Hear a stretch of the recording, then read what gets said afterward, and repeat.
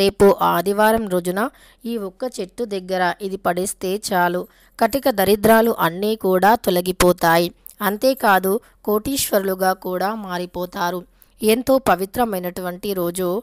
శ్రీ వారాహీదేవి జ్యోతిష్యాలయం. విద్య, ఉద్యోగం, వ్యాపారం, పెళ్లి, ఆరోగ్యం, నాగదోషం, సంతానం, రాజకీయం, వామచార దోషం, భార్యాభర్తల మధ్య గొడవలు, అత్త కోడళ్ల మధ్య గొడవలు, ప్రేమించి మోసపోవటం, స్త్రీ పురుషుల వశీకరణ, ధనం నిలకడగా లేకపోవటం, మీ ఎటువంటి సమస్యలు అయినా 24 గంటల్లో పరిష్కారం లభించును.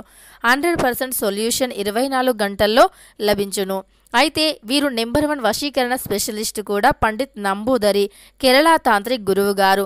వీరిని కాంటాక్ట్ అయ్యే నెంబర్ వచ్చి 9043637512. మీకు ఎటువంటి పర్సనల్ సమస్యలు ఉన్నా గురువుగారిని ఒక్కసారి సంప్రదించండి. మీకు ఉన్నటువంటి సమస్యలను 24 గంటల్లో పరిష్కరించుకోండి. ఆదివారం రోజున ఇది ఒక్కటి ఈ చెట్టు దగ్గర పడేస్తే గనక కోట్ల అప్పు ఉన్నా సరే ఖచ్చితంగా తీరిపోయి కోరుకున్నంత ఐశ్వర్యం అనేది వచ్చి పడుతుంది. దరిద్ర బాధలు కూడా తొలగిపోతాయి. అదృష్టం అనేది ఖచ్చితంగా మనల్ని వెతుక్కుంటూ వస్తుంది. ఇక అంతేకాకుండా అంటే మన చుట్టూ ఉండేటటువంటి దరిద్రాలు కావచ్చు, ఘోరమైనటువంటి దృష్టి దోషాలు కావచ్చు, దుష్టశక్తుల ప్రభావం కావచ్చు, అవన్నీ కూడా తొలగిపోతాయి. సకల దరిద్ర బాధల నుండి విముక్తి అనేది లభిస్తుంది. కోరుకున్నంత ఐశ్వర్యం అనేది వస్తుంది. ఆదివారం అనేది చాలా పవిత్రమైనటువంటి రోజు, ప్రత్యేకమైనటువంటి రోజు కూడా. ఆదివారం రోజుల్లో చేసేటటువంటి పూజలు, పరిహారాలు అనేవి మన చుట్టూ ఉండే దరిద్రాన్ని తొలగిస్తాయి. అంతేకాదు పూర్వకాలంలో ఆదివారానికి చాలా ప్రత్యేకమైనటువంటి ప్రాధాన్యత ఉండేది. పూర్వకాలంలో ఆదివారాన్ని ప్రత్యేక రోజుగా భావించేవారు. ఇప్పట్లో ఆదివారం రోజుల్లో మాంసాహారాలు తినటం వంటివి చేస్తున్నారు. కానీ పూర్వకాలంలో మాత్రం ఆదివారం రోజుల్లో మాంసాహారాన్ని తినటం కానీ వండటం కానీ అస్సలు చేయకపోయేవారు. ఆదివారం రోజుల్లో కేవలం మాంసాహారాన్ని వండకుండా ఎంతో శుచిగా, శుభ్రంగా ఉండి పవిత్రంగా ఉండేవారు. అంతేకాకుండా ఆదివారం రోజుల్లో శుభ్రతతో పాటు పవిత్రంగా ఉండి తాము పూజలను చేసేవారు. ప్రతినిత్యము కూడా ఆదివారం రోజుల్లో పూజలు చేసి ఆదివారం రోజుల్లో ఎన్నో రకాలైనటువంటి పవిత్రమైనటువంటి పూజలతో పాటు సూర్య భగవానుణ్ణి అర్చించేవారు. సూర్య భగవానుని యొక్క అనుగ్రహంతో ఆదివారం రోజుల్లో అంటే ఆ రోజుల్లో పూర్వకాలంలో సూర్య భగవానుని అనుగ్రహం కలగాలి అని చెప్పి ప్రతి ఆదివారం కూడా సూర్యునికి ఆద్యాన్ని సమర్పించి మాంసాహారాన్ని తినకుండా నియమనిష్టలతో సూర్య భగవానుణ్ణి పూజించేవారు.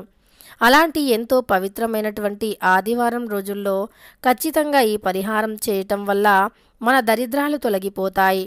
దృష్టి దోషాలను సైతం తొలగించుకోవాలి అంటే ఆదివారం రోజుల్లో కొన్ని పరిహారాలు తప్పకుండా చేయాలి. అలా ఆదివారం రోజుల్లో చేసేటటువంటి పరిహారాలు మన దరిద్రాన్ని, మన దృష్టి దోషాన్ని, మన చుట్టూ ఉండేటటువంటి రకరకాల చెడు శక్తులను సైతం తొలగిస్తూ ఉంటుంది.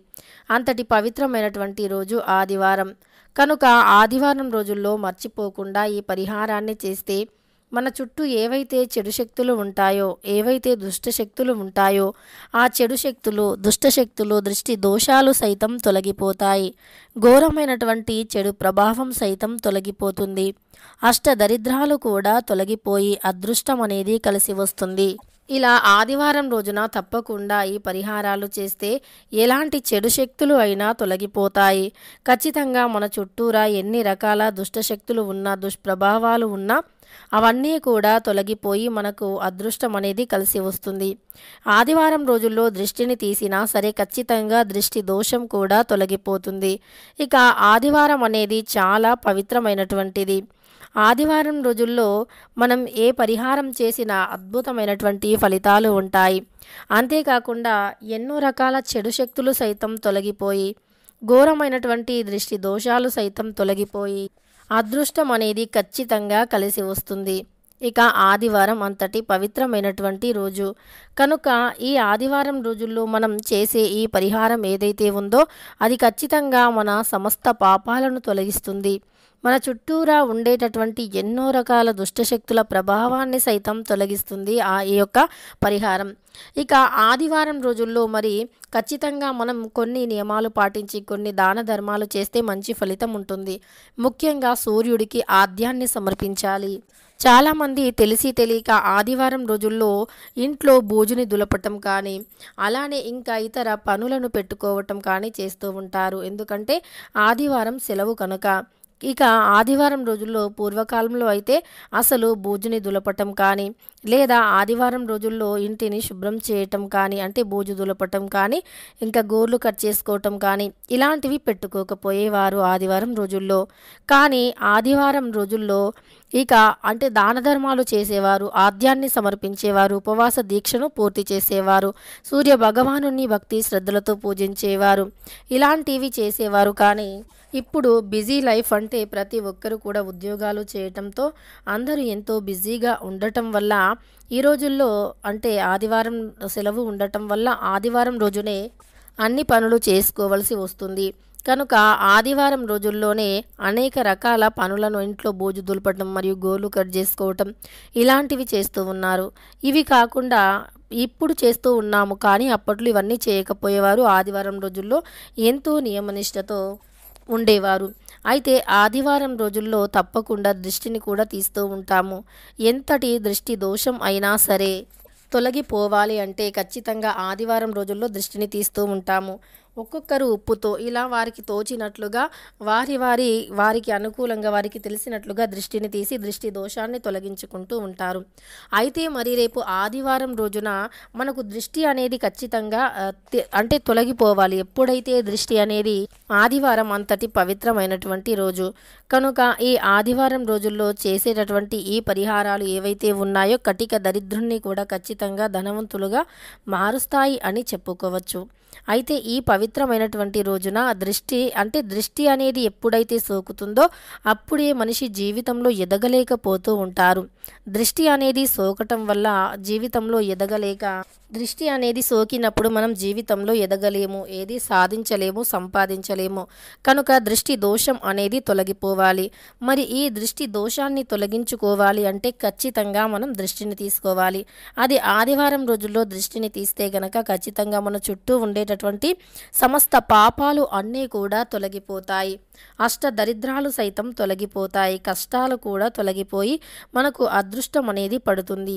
అయితే మరి ఆదివారం రోజుల్లో ఏ దృష్టిని తొలగించుకుంటేనే మనం జీవితంలో ఎదగగలుగుతాము. మరి ఈ దృష్టి దోషాన్ని ఆదివారం రోజుల్లోనే సులువుగా తొలగించుకోవచ్చు. ఇంతకీ ఆదివారం రోజుల్లో మరి ఎక్కడ దృష్టిని తొలగించుకుంటే అదృష్టం అనేది కలిసి వస్తుంది? అయితే మరి ఈ దృష్టి దోషం అనేది తొలగిపోయి అదృష్టం కలిసి రావాలి అంటే ఖచ్చితంగా ఆదివారం రోజున రేపు ఖచ్చితంగా ఈ చెట్టు దగ్గర ఇది ఒక్కటి విసిరివేస్తే సరిపోతుంది. ఇంతకీ ఏ చెట్టు దగ్గర ఏది విసిరివేయాలో ఇప్పుడు తెలుసుకుందాం.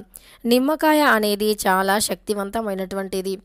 నిమ్మకాయతో పరిహారాలు చేయటం వల్ల అనేక రకాల దరిద్రాలు తొలగిపోతాయి. నిమ్మకాయ అత్యంత పవిత్రమైనటువంటిది కనుక నిమ్మకాయను రేపు ఆదివారం రోజున మర్చిపోకుండా ఇంటి లోపలికి తీసుకొని వచ్చి బాగా పండినటువంటి నిమ్మ పండుని మాత్రమే ఈ పరిహారానికి ఉపయోగించాలి. అంతేకాకుండా నిమ్మకాయ అనేది చాలా అంటే చాలా శక్తివంతమైనటువంటిది. నిమ్మకాయతో చేసేటటువంటి ఏ పరిహారమైనా సరే ఖచ్చితంగా మనకు మంచి ఫలితం అనేది ఉంటుంది. నిమ్మకాయ అత్యంత శక్తివంతమైనటువంటిది. నిమ్మకాయతో చేసేటటువంటి పరిహారం ఖచ్చితంగా దృష్టి దోషాన్ని 100% కూడా